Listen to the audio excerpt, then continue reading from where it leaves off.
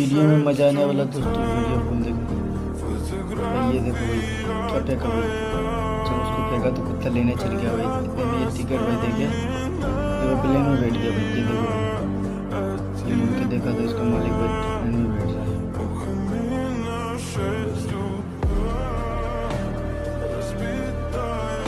सोच रहा भाई ये।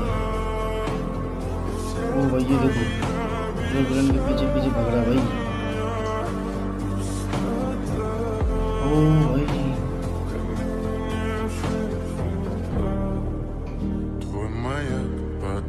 ये यहीं पे इंतजार कर रहा है कब आएगा मेरा मालिक।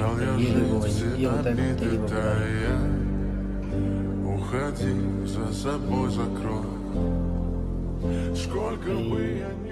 वीडियो अच्छी लगे तो लाइक कर देना दोस्तों।